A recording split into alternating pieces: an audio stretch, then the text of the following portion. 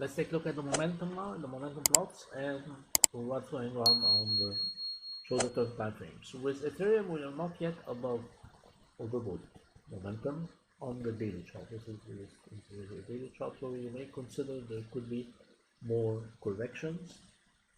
Will also be below 200-point moving average on the day. Let's check this on Bitcoin. Will also be below 200-point moving average, but we are really having a very strong momentum spike, and we are about overbought on momentum, so it's a bit stronger. Okay, so it is really a bit stronger, but it will mean that also Ethereum is going to be following along.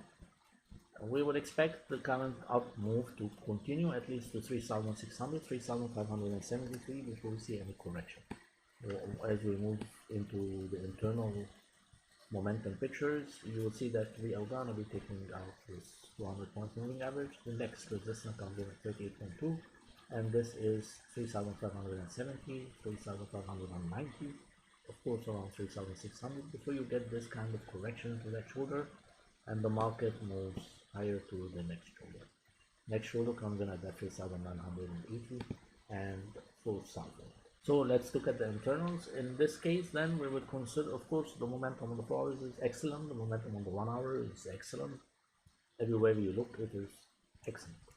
Now, just because of the fact that we are at a neckline and we've not yet crossed above 200-point moving average on the daily, we would respect the segregation of this internal growth wave shown in yellow. We are still moving into an ending diagonal, yes, and we have several actually fractals of that ending diagonal. I'm not sure we're showing them on the higher degree time frames, but they are clear on the 4-hour time frame. We have actually 3 fractals of that internal ending diagonal. There's that very internal diagonal that is containing the current growth wave. There is that one in yellow.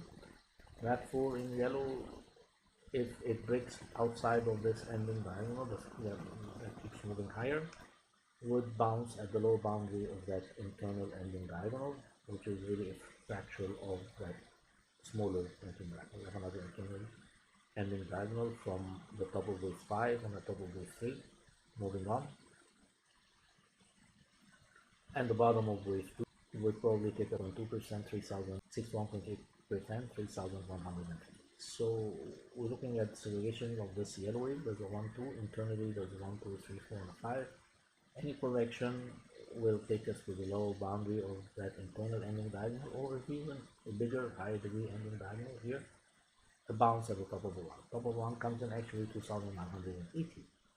Below that 3,000 trade, we could consider to buy 3,150, 3,050, 3,030. But of course, is at that red arrow below level 1 here in yellow. This is 2,900. Now, it is of course not very realistic to consider that we are going to be getting a retraction back to the lower boundary of that ending diagonal, 3,050, on the positive momentum pictures that we are seeing. Alright, so we could resort to buying into, consider that Ethereum 2 is a cycle 3 and buy into the internal pivot levels on the 15-minute chart. If we're already buying internal pivot levels for Bitcoin, we cannot of course do the same for Ethereum. But if we're buying internal pivot levels for Bitcoin, we can consider to buy swing trades. If we see that correction, if we see this correction in red, A, B, and C, all the way down to 3,054, we would consider, yes, to buy it for Ethereum. If we don't get to see it, at least we are making money if we use a cycle 3 strategy on Bitcoin.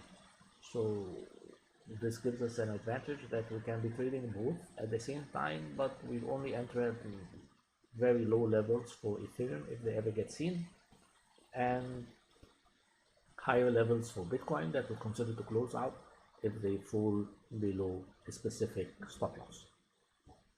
Alright, the current target, of course, inside of this ending diagonal looks at 3,540, 3,560 with possible spikes into 3,600, whereabouts of that. It's still an extension into 3, not a 5 at this point. Here we're showing that until we get that correction, takes you to 3,000, then we move again to 3,600. The momentum, of course, does not sustain such a move. The momentum sustains the move all the way up into 3,600 right away, and therefore we would consider only to buy 78.6% or internal pivot levels on the 15